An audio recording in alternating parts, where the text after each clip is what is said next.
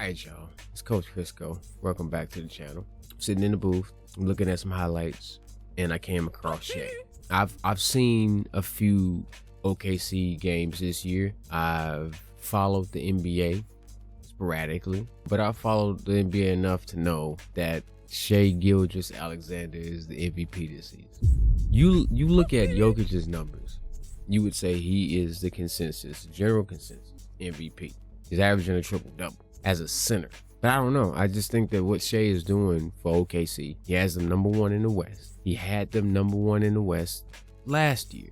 I don't think you can deny his dominance at his position. I don't think that you can not give him the MVP this year after not giving him the MVP last year. All right, so Shai this year is averaging 32, 5, and 6.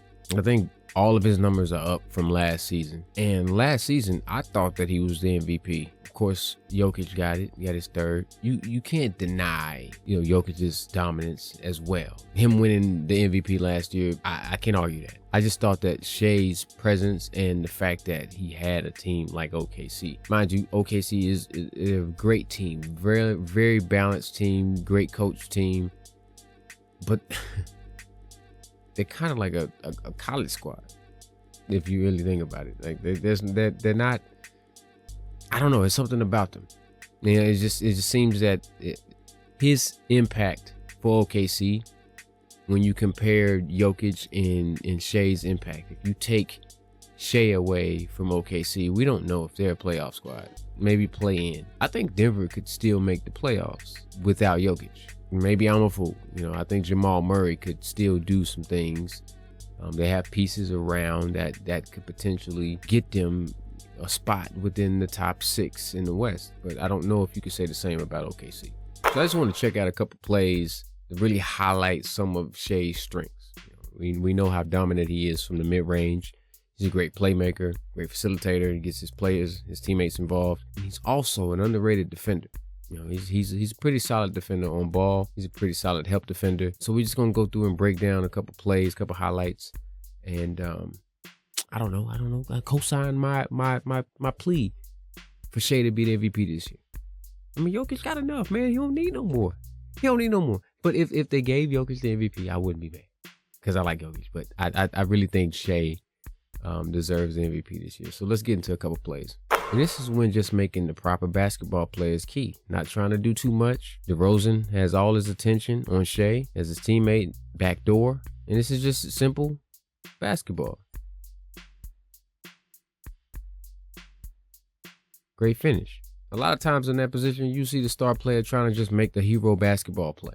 Basically, hey, it's my team. I'm going to take the shot. Yeah, I see you cutting. Just get out the way. I got this. Shai ain't doing none of that. If he ain't got the mid-range shot, he gonna look to make the pass. All right, here SGA shows a little bit of his range.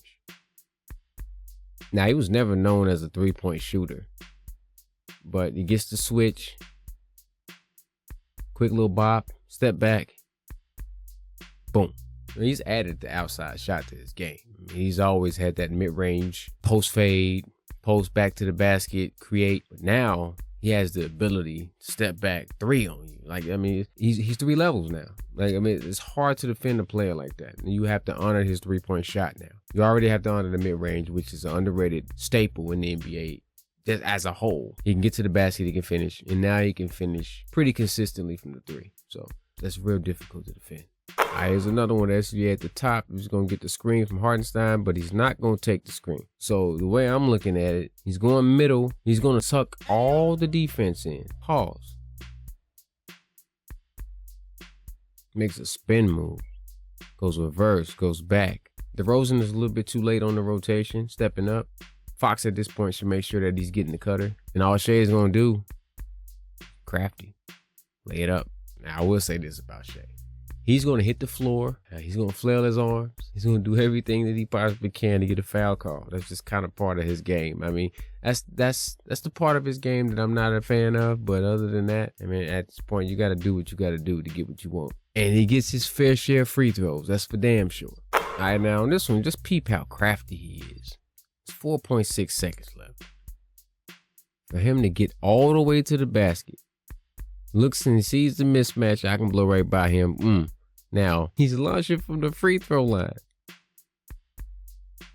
That's crazy. That's great court awareness. Make sure that you know, hey, I got 4 seconds left on the clock. Let me get all the way to the basket. And most players would have stopped and tried to pop a 3, long range or whatever. 4 seconds.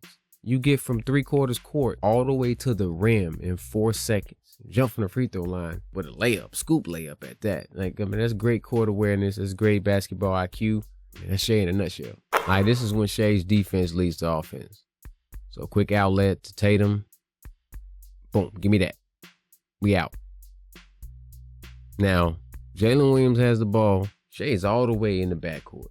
All the way over here. All the way over here.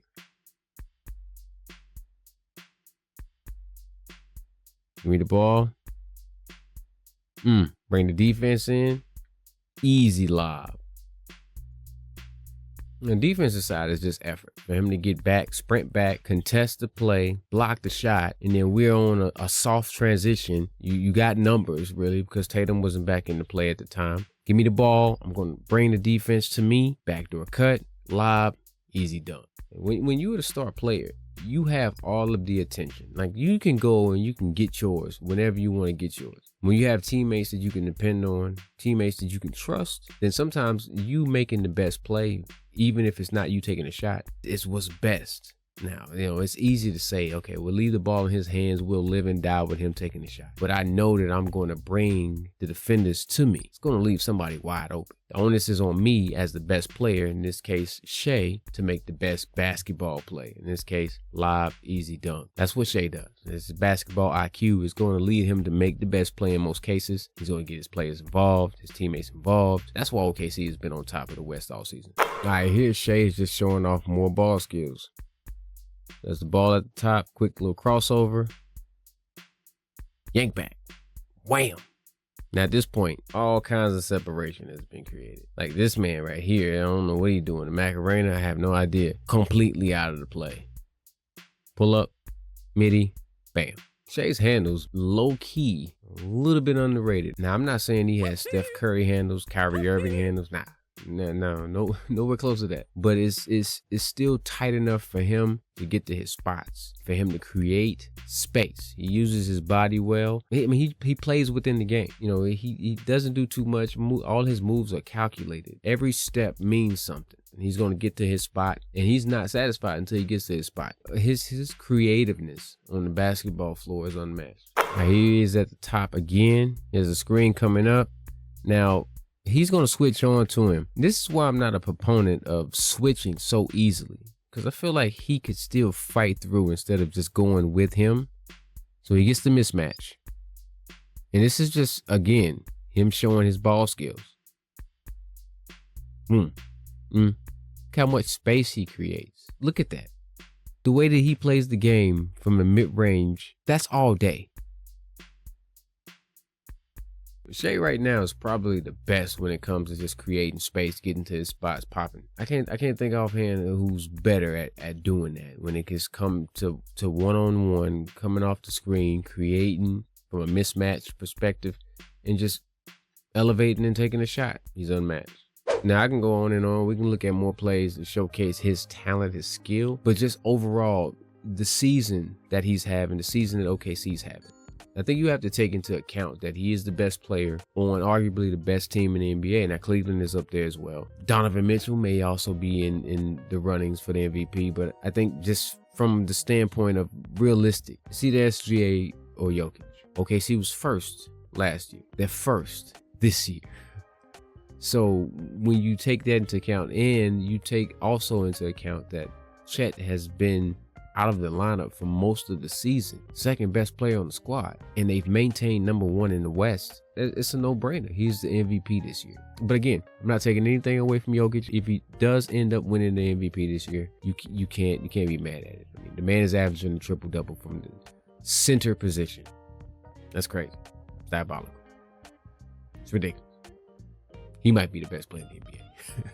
But from the MVP standpoint, which MVP stands for most valuable player, I think Shai Gilgeous-Alexander is the most valuable. I think he's more valuable to OKC right now than Jokic is to Denver.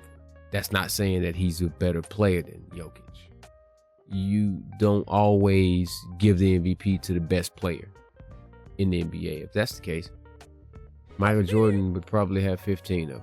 Anyway, that's the end of the video. If you like it, give it a thumbs up. If you agree, if you disagree, let me know in the comments below. You're new to the channel, hit the subscribe button on your way out. See you on the next one.